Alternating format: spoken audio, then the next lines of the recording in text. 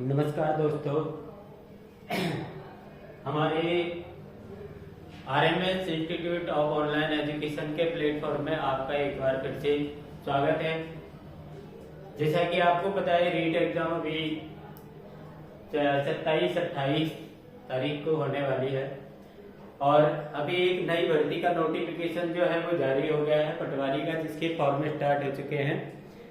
और पटवारी के सिलेबस को ध्यान में रखते हुए हमने आज से एक कंप्यूटर की क्लास भी स्टार्ट की है, जिसमें आज हम सबसे पहले पढ़ेंगे कंप्यूटर का परिचय। ये पटवार भर्ती 2025 के एग्जाम के लिए इम्पोर्टेंट है, जिसमें आपको 15 प्रश्न कंप्यूटर के मिलने वाले हैं। आपको 15 प्रश्न पटवारी भर्ती परीक्षा में कंप्यूटर के मिलने वाले हैं, जो आपके लिए बहुत ही इम्पोर्टेंट है और बहुत ही आपको सहायक सिद्ध होगी।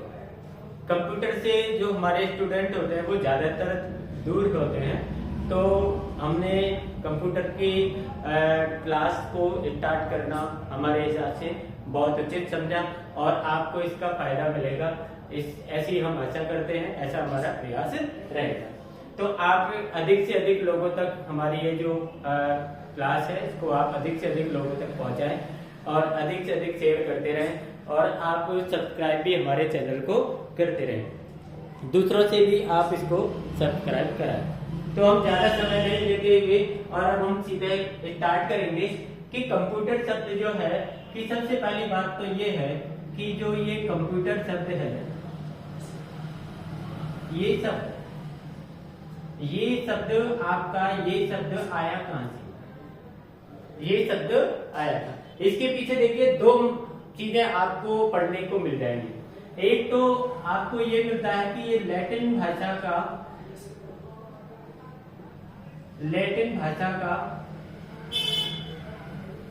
एक कंप्यूटर शब्द था, COMPUTER। ये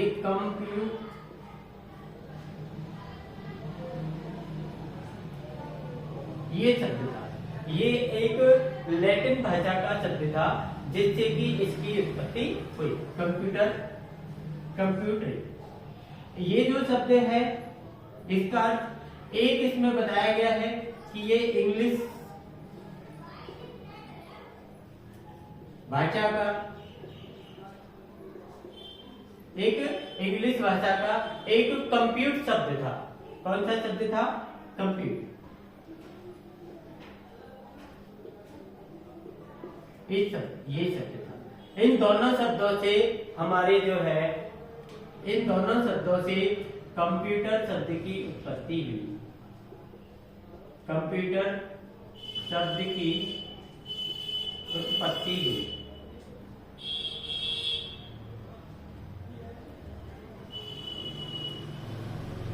कंप्यूटर शब्द की उत्पत्ति, इन दोनों का जो अर्थ था, यदि हम इन दोनों के अर्थ की बात करें, इनका अर्थ था गणना करना। या आप इसको कह सकते हैं कि योग करना।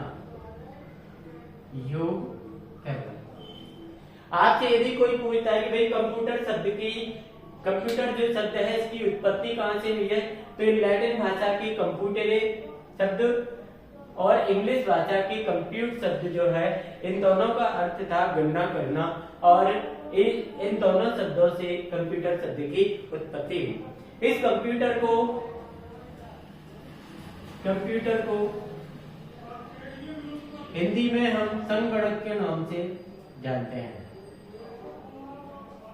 ये है इसका संगणक। संगणक का अर्थ होता है वही गणना करना।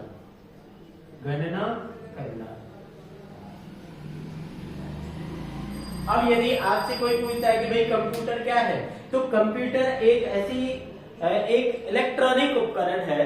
कंप्यूटर एक इलेक्ट्रॉनिक उपकरण है और वो उपकरण जो है वो तेज गति से कार्य करता है। किसका? गणना करने का कार्य करता है, वो तेज गति से करता है।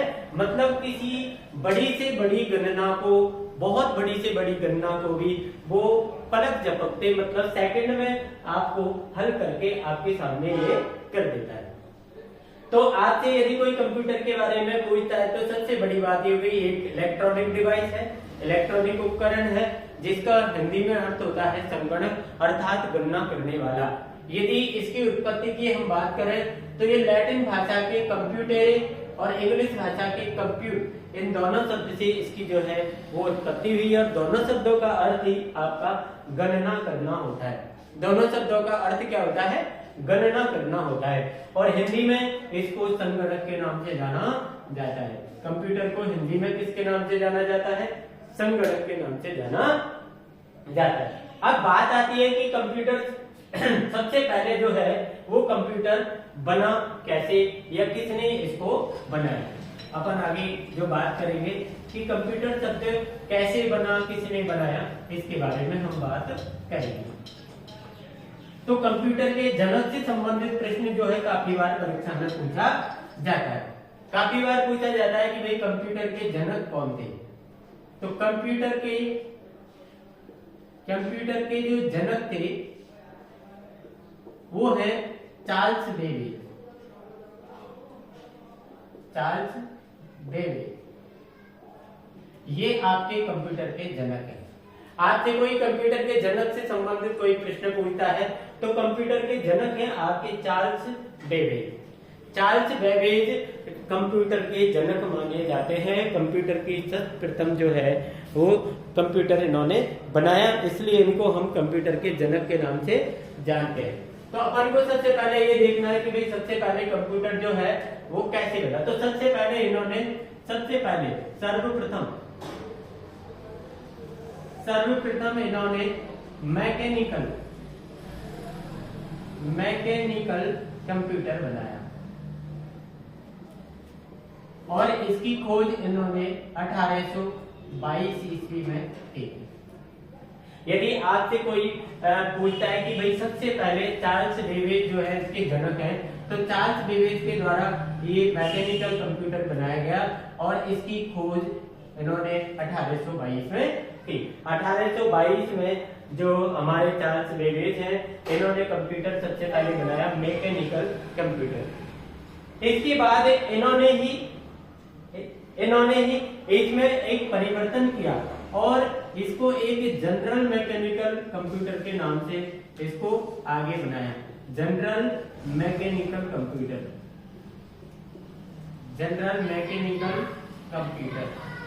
इसकी खोज इन्होंने 1837 ईस्वी में की थी। जनरल मैकेनिकल कंप्यूटर इसकी खोज भी इन्होंने किसके द्वारा की गई है? चार्ल्स बेबेज के द्वारा की गई है। ये दोनों ही इसी के ही रूप है। चार्ल्स बेबेज के द्वारा ही चार्ल्स बेबेज ने सबसे पहले सर्वप्रथम मैकेनिकल कंप्यूटर 1822 में बनाया और इसके बाद इसी ने इस कंप्यूटर ने क्या किया? अपडेट किया और अपडेट करके 1837 में जनरल मैकेनिकल कंप्यूटर की खोज की। यदि ये तो अपन वैश्विक स्तर पर बात कर रहे हैं, विश्व स्तर की बात हो रही है। विश्व स्तर यदि हम भारत की बात करें, भारत में सबसे पहले 1986 ईस्वी में सिद्धार्थ कंप्यूटर, जो सबसे पहले कंप्यूटर बना था उसका नाम था सिद्धार्थ। सबसे पहले हमारे भारत में 1986 में कंप्यूटर जो है वो लागू किया गया है और जिसको हम सिद्धार्थ के नाम से जानते हैं। इसका सर्वप्रथम पहला जो उपयोग हुआ था, सर्वप्रथम उपयोग ये हुआ है इसका बेंगलोर के डाकघर में। बेंगलोर के डाकघर में सबसे पहले इसका उपयोग 1986 में किया गया है। और आपको इसके बारे में भी ध्यान रखना चाहिए कि इसका जो निर्माण करता था, इसका जो जनक था, इसका निर्माण करता था C-DEC जो है इसका निर्माण करता था और इसके जो डायरेक्टर थे, जो इसके निदेशक थे, ये अपन बात कर रहे हैं 1986 में जो सिद्धार्थ नाम का जो कंप्यूटर जारी हुआ है, इसकी हम बात कर रहे हैं। और इसका सबसे पहला उपयोग बंगलौर में हुआ है, एक डाकघर के अंदर। निर्माण करता इसके सीडेक रहे हैं और इसके निदेशक जो थे वो डॉक्टर विजय पांडुरंग, डॉक्टर विजय पांडुरंग ये इसके आपके निदेशक रहे। ये हमारे भारत का, ये भारत की बात करी है हमने, यहाँ पर हमने विश्व स्तर की बात करी है। तो ये कंप्यूटर के जनक से संबंधित जो है ये चीजें आपको ध्यान रखना बहुत आवश्यक है कि कंप्यूटर को सबसे पहले इसको किसने बनाया।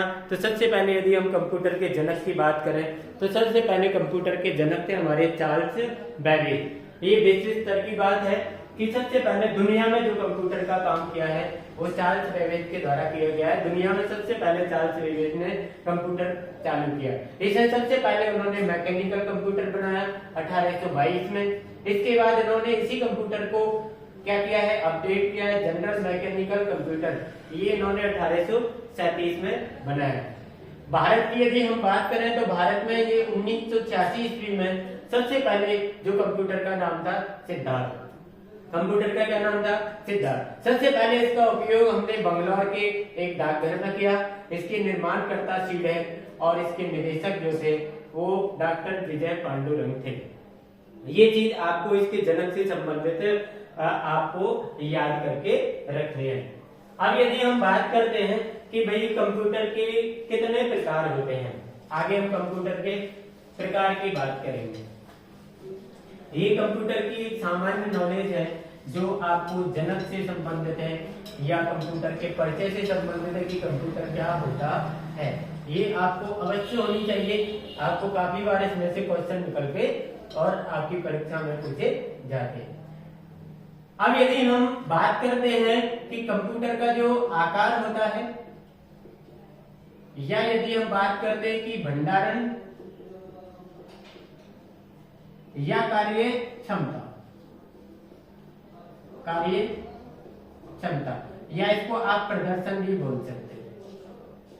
कंप्यूटर का वर्गीकरण जो होता है वो इसके आधार पर किया जाता है। कंप्यूटर का वर्गीकरण यदि आप करते हैं तो इसके आधार पर किया जाता है। कंप्यूटर को हम इसके आधार पर वर्गीकृत कर रहे हैं कि कंप्यूटर कितने प्रकार का होता है। तो सबसे पहले यदि अपन बात करते हैं, ये है आपका कंप्यूटर। तो कंप्यूटर आपका जो है वो 3 प्रकार का होता है। यदि अपन भंडारण क्षमता और इसके आधार पर अपन देखें तो सबसे पहले जो आपका कंप्यूटर जो होता है वो होता है एनालॉग कंप्यूटर। Analogue computer. दूसरा आपका जो होता है वो होता है डिजिटल कंप्यूटर। और आपका जो तीसरा होता है वो होता है हाइब्रिड कंप्यूटर।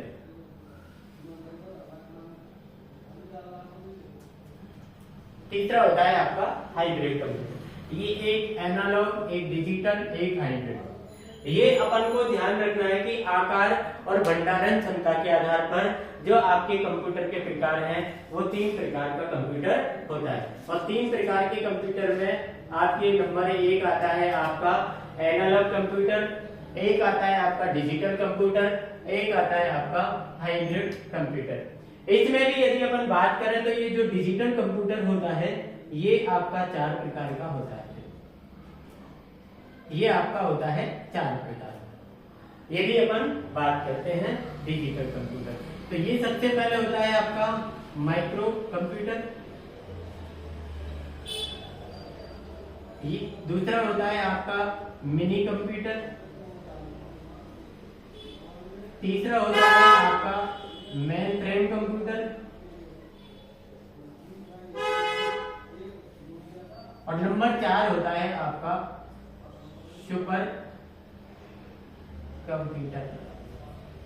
ये आपके कंप्यूटर के प्रकार हैं डिजिटल कंप्यूटर।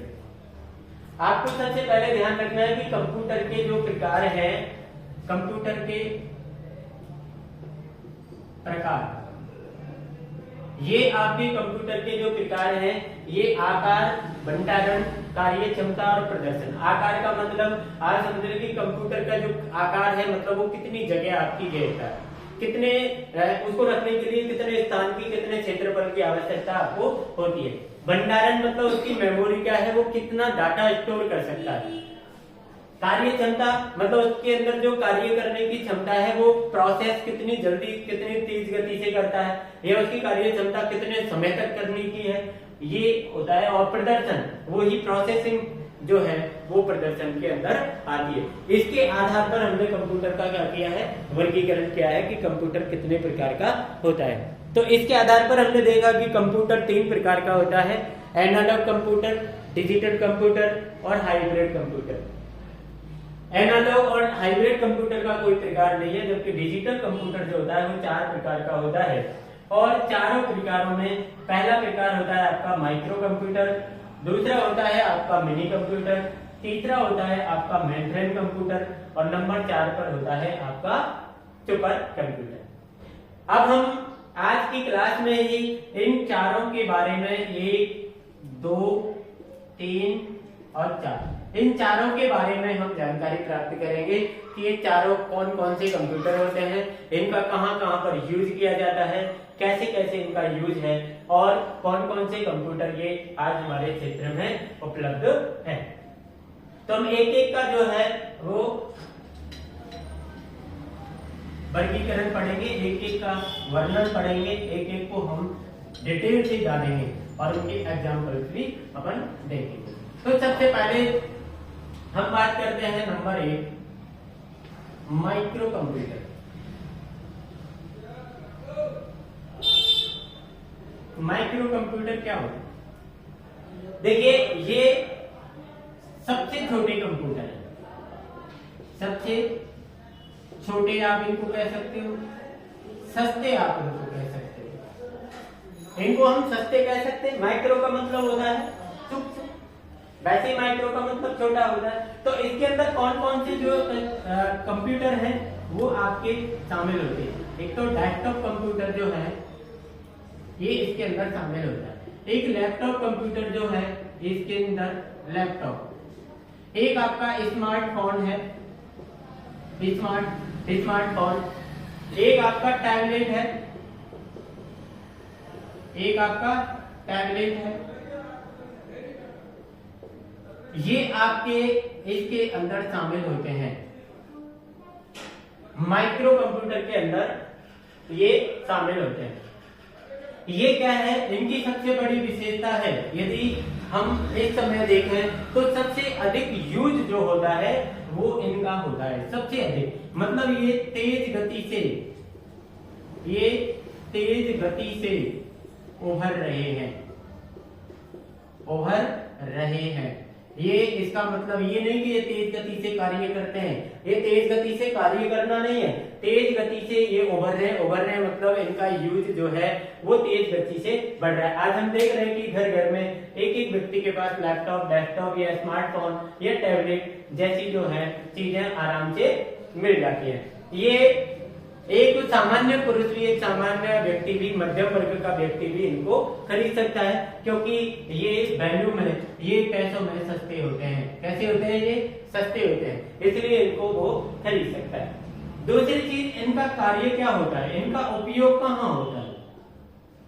इनके देखिए उपयोग जो है वो सामान्य है, इनके उपयोग हम सामान्य रूप से करते हैं, जैसे संचार में इनका उपयोग किया जाता है। अब देखिए संचार का उपयोग जो है कैसे किया जाता है ये भी अपन देखेंगे। जैसे शिक्षा है, शिक्षा में भी इनका उपयोग किया जाता है। मनोरंजन है तो मनोरंजन में भी हम इनका प्रयोग करते हैं, मनोरंजन में हम इनका प्रयोग करते हैं। और जो सामान्य आपके कार्यालय से संबंधित कार्य है, सामान्य कार्यालय कार्य, जिनको हम ऑफिस वर्क भी बोल सकते हैं, ऑफिस वर्क, इनमें इनका प्रयोग किया जाता है। ये अपन को ध्यान रखना। देखिए संचार, जैसे यदि हम एक उपयोग माने तो संचार में कैसे, देखिए संचार व्यवस्था जो है वो अपन देख रहे हैं कि संचार व्यवस्था में केवल इनका जो उपयोग होता है, माइक्रो कंप्यूटर का जो उपयोग होता है, जैसे स्मार्टफोन है, आपके लैपटॉप है, डेस्कटॉप है, टैबलेट है, हम केवल संचार की बात करने की प्रक्रिया को ही इससे आप संपन्न कर सकते हो। जैसे हमें किसी से बात करनी है, चाहे वो ऑडियो कॉल हो सकती है, वॉइस कॉल हो सकती है, या वो आपकी वीडियो कॉल हो सकती है, इसको आप संचार में इतना इसका उपयोग कर सकते हैं। या आपको किसी व्यक्ति को कोई संदेश भेजना है, कोई डॉक्यूमेंट भेजना है, कोई संदेश लेना है, कोई डॉक्यूमेंट आपको किसी से मंगवाना है, तो ये सारी चीजें जो है हम माइक्रो कंप्यूटर के द्वारा आराम से कर सकते हैं। शिक्षा की यदि हम बात करें तो शिक्षा में जैसे आज माना कि हम इस ऑनलाइन कार्य को ही माने कि हम आपको एक वीडियो रिकॉर्ड करते हैं और आप तक पहुंचाते हैं। आप उसका क्या करते हैं, एक स्मार्टफोन के माध्यम से, डेस्कटॉप के माध्यम से, लैपटॉप के माध्यम से, टैबलेट के माध्यम से यदि उस वीडियो को देखते हैं, उससे आप शिक्षा प्राप्त करते हैं, तो ये भी माइक्रो कंप्यूटर के द्वारा संभव है। एक मनोरंजन के लिए जैसे आप इसमें गेम खेल सकते हैं, कोई संगीत सुन सकते हैं, कोई वीडियो संगीत सुन सकते हैं, भजन सुन सकते हैं, आप इससे कोई मनोरंजन भी कर सकते हैं। एक सामान्य ऑफिशियल वर्क जो आपके होते हैं वो आप आराम से कर सकते हैं। जैसे आप डेस्कटॉप, लैपटॉप का माइक्रो कंप्यूटर आपके पास है और यदि किसी को ऑफिशियल कोई लेटर टाइप करना है, ऑफिशियल कोई छोटा कार्य है, कोई स्टाफ की लिस्ट है, स्टूडेंट की लिस्ट है, या अन्य कोई चीजें हैं, ये सारे कार्य आप माइक्रो कंप्यूटर के द्वारा आसानी से कर सकते हैं। ये आपके माइक्रो कंप्यूटर का क्या है, यूज है। यूज ऑफ माइक्रो कंप्यूटर, ये सबसे छोटे होते हैं, आराम से इनको आप रख सकते हैं और कहीं पर ले जा सकते हैं, सस्ते होते हैं। इनमें कौन कौन से आते हैं, डेस्कटॉप है, लैपटॉप है, स्मार्टफोन है, टैबलेट है। ये तेज गति से आगे बढ़ रहा है, तेज गति से मतलब इनका यूज बढ़ रहा है। आज आप हम देख रहे हैं कि मोबाइल वगैरह सब ज्यादातर लोगों के पास में मिल जाते हैं, टैबलेट मिल जाते हैं, लैपटॉप मिल जाते हैं और डेस्कटॉप भी मिल जाते हैं। अब अपन को अगला जो कंप्यूटर है मिनी कंप्यूटर, उसके उपयोग नंबर 2 पे देखते हैं। हम आशा करते हैं कि आपको माइक्रो कंप्यूटर के जो यूज है या माइक्रो कंप्यूटर क्या होता है, ये चीज आपको आराम से समझ में आ गई। अगला जो हम देखेंगे वो देखेंगे मिनी कंप्यूटर। नंबर 2 पर आता है आपका मिनी कंप्यूटर। मिनी कंप्यूटर क्या होते हैं, ये देखिए, यदि अपन बात करें तो जो माइक्रो कंप्यूटर है उससे ये महंगे होते हैं, मतलब वो जितने सस्ते होते हैं उतने सस्ते ये नहीं होते। यदि हम इनकी बात करें तो ये छोटे व्यवसायों में इनका प्रयोग किया जाता है, छोटे व्यावसायिक कार्यों में, छोटे व्यावसायिक कार्य जो है उनमें इसका प्रयोग किया जाता है। जैसे कि माना कि हम कोई एक किसी भी वस्तु के हम कोई डिस्ट्रीब्यूटर हैं या कोई हमारी बड़ी दुकान है, कोई ऐसा व्यवसाय हम करते हैं जिसमें हमको ज्यादा कार्यों की या ज्यादा बड़े कंप्यूटर की आवश्यकता नहीं होती है, ज्यादा डाटा संरक्षण की आवश्यकता नहीं होती है, ज्यादा गति की आवश्यकता नहीं होती है, तो हम मिनी कंप्यूटर का यूज कर सकते हैं और इसको छोटे व्यवसायों में आप आराम से इसमें कार्य कर सकते हैं। एक इसकी जो विशेषता होती है कि ये एकल उपयोगकर्ता एवं बहु उपयोगकर्ता, ठीक है ना, ये दोनों में कार्य करता है। यदि अपन बात करें तो ये एकल उपयोगकर्ता मतलब सिंगल यूजर भी होता है और ये डबल यूजर या अनेक यूजर भी इसमें कार्य कर सकते हैं और ये छोटे व्यवसायों में आराम से काम करता है। इसकी जो आपसे कभी कभी पूछा जाता है कि भाई निम्नलिखित में से एकल और बहु उपयोगकर्ता की अवधारणा पर कार्य करने वाला कंप्यूटर है, तो ये है आपका मिनी कंप्यूटर। यदि अपन मिनी कंप्यूटर की ज्यादा विशेषताएं इसमें नहीं होती है क्योंकि ये माइक्रो और मिनी, इसमें ज्यादा अंतर नहीं होता है। माइक्रो और मिनी कंप्यूटर जो होते हैं वो लगभग सेम होते हैं। माइक्रो कंप्यूटर से थोड़ा हैवी होता है आपका मिनी कंप्यूटर, तो ये दोनों लगभग सेम होते हैं, समान कार्यों को ये कर सकते हैं। जो कार्य आपके माइक्रो कंप्यूटर कर सकते हैं उन कार्यों को भी ये आसानी से कर सकते हैं। ऐसा कुछ नहीं कि उन कार्यों को ये नहीं कर सकते। ये उन कार्यों को भी कर सकते हैं, और उनके अलावा यदि थोड़ा कार्य ज़्यादा है तो उस कार्य को भी ये आराम से संपन्न कर सकते हैं। अब यदि हम बात करते हैं कि ऐसे कौन कौन से कंप्यूटर हैं जो अपने इसमें है, यदि आप उदाहरण के तौर पर देखते हैं, आपसे कोई पूछ लेता है कि भाई एक कोई उदाहरण दीजिए, तो के 202 ये आपका क्या है, मिनी कंप्यूटर है। SDS 92 ये आपका क्या है, मिनी कंप्यूटर है। एक है आपका TI 99J, ये आपके क्या है, मिनी कंप्यूटर है। के 202, SDS 92 और TI 990 ये आप मिनी कंप्यूटर के लिए आप एग्जाम्पल के रूप में आराम से याद कर सकते हैं, और इसको कभी भी आपको परीक्षा में माना कि आता है तो आसानी से आप इसको हल कर सकते हैं। अब ये हम बात करेंगे अगले और तीसरे मेन फ्रेम कंप्यूटर। अब हम बात करेंगे main frame computer. Main frame computer जो होते हैं ये इनसे बहुत अधिक महंगे होते हैं।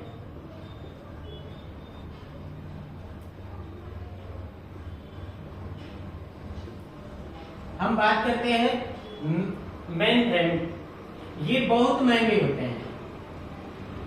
ये क्या होते हैं भैया, बहुत महंगे होते हैं। इनको हर कोई व्यक्ति नहीं खरीद सकता है। इनको आप ऐसे नहीं कि एक सामान्य पुरुष भी इनको खरीद सकता है, इनको हर कोई व्यक्ति नहीं खरीद सकता है। और दूसरी चीज, इनका जो रखने के लिए जो है वो अधिक स्थान की जगह, अधिक जगह की जरूरत होती है, अधिक जगह की जरूरत होती है।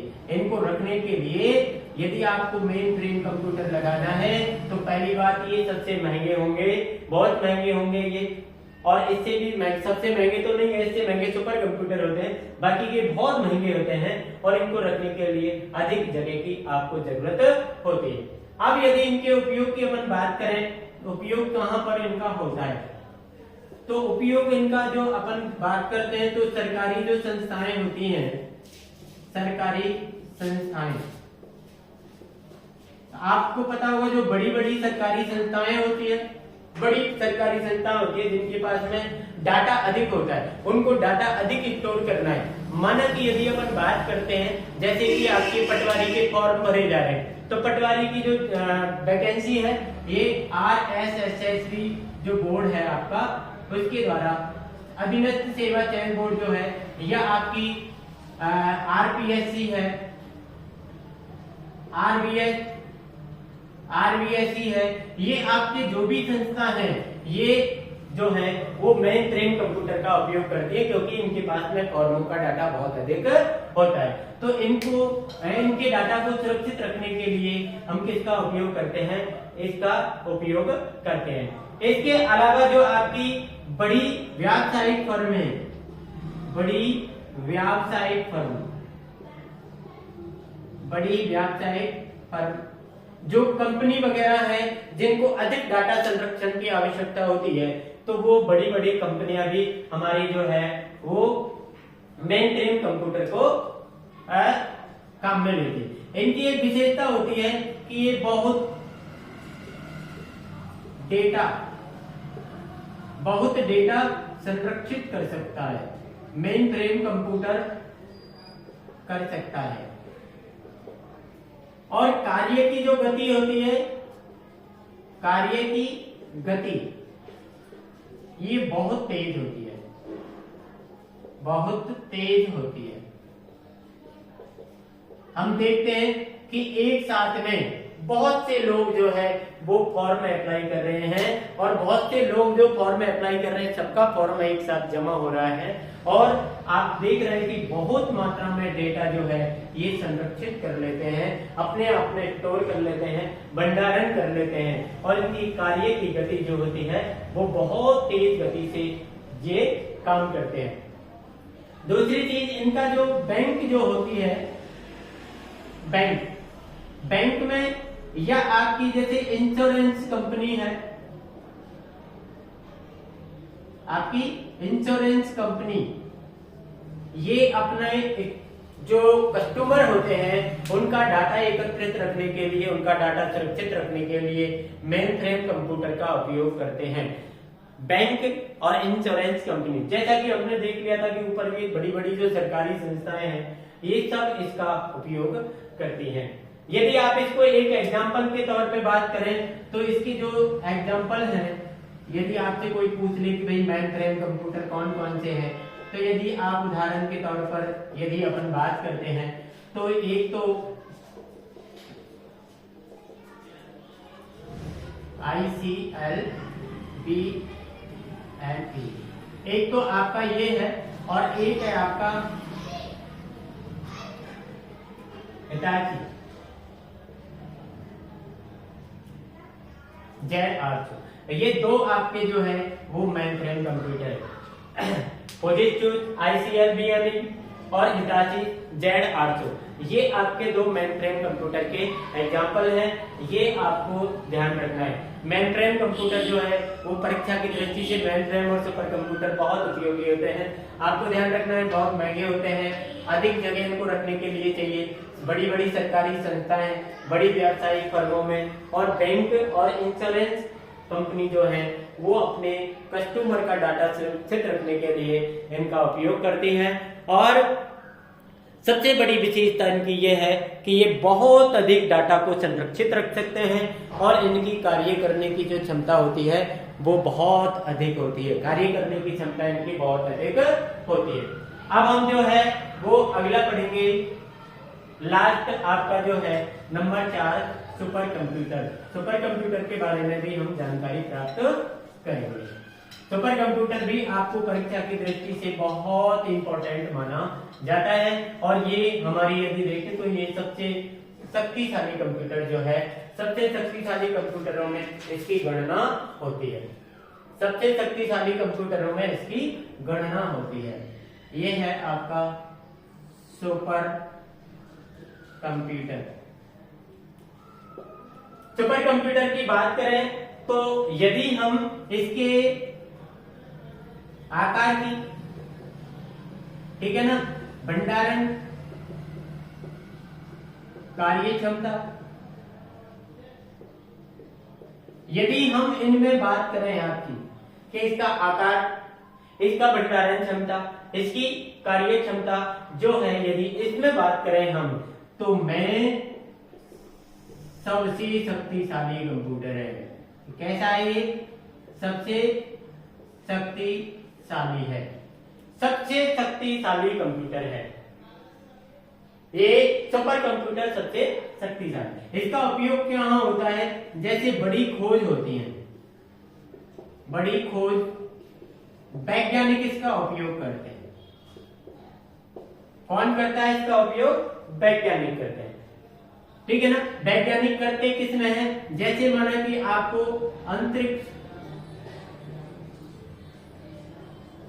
अंतरिक्षयान लॉन्च करना, वे उसको नियंत्रित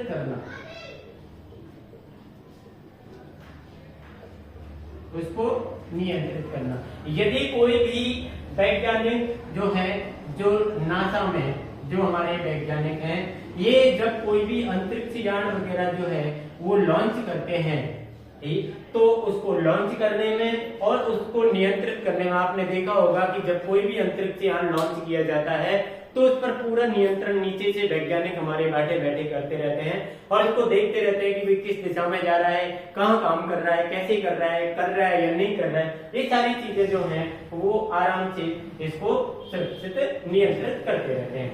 दूसरी चीज, इनको रखने के लिए अधिक स्थान की आवश्यकता होती है, अधिक स्थान। इनकी जो कार्य क्षमता है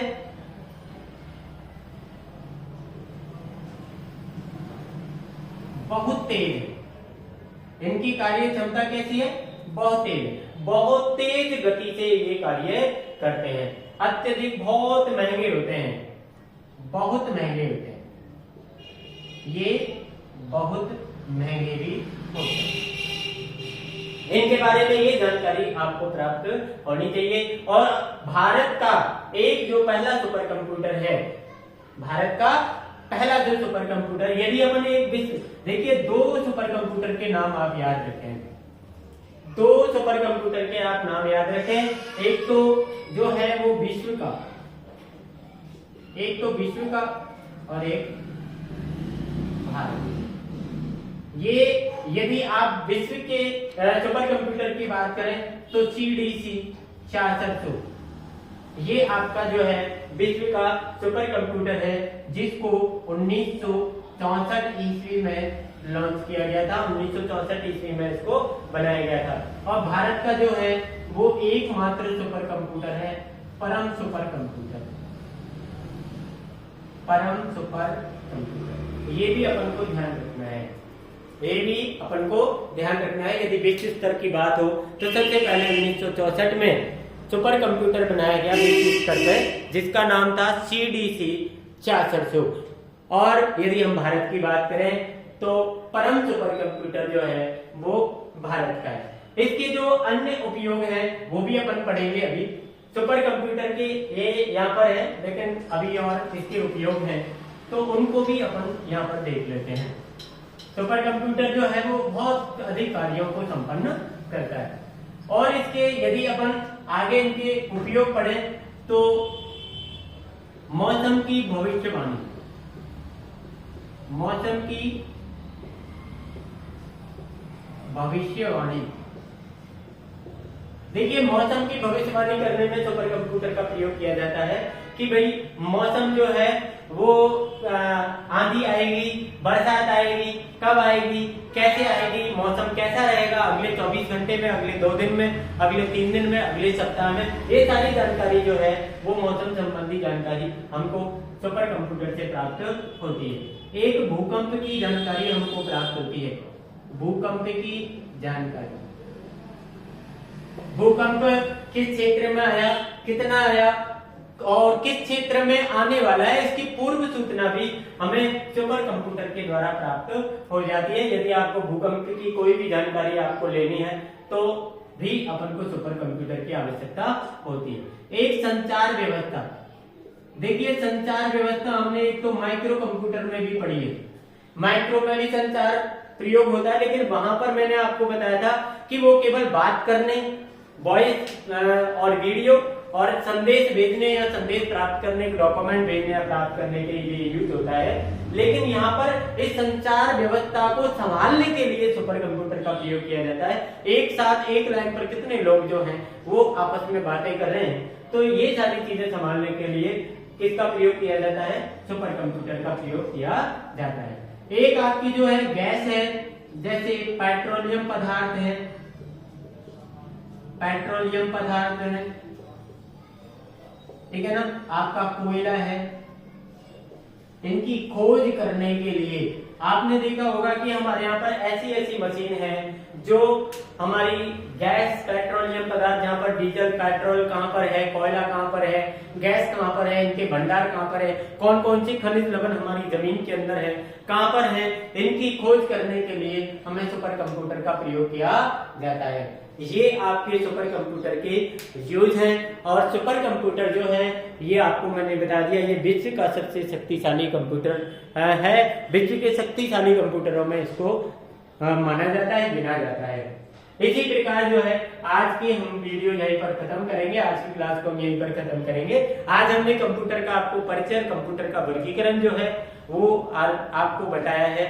हमें अच्छा लगेगा कि आप भी हमें इसके लिए सपोर्ट करते रहिए कि भाई ये आपको जो क्लास है वो आपको अच्छी लग रही है, नहीं लग रही है, इसके बारे में भी आप कमेंट करके हमें बताएं। और ज्यादा से ज्यादा लोगों को आप शेयर करते रहिए।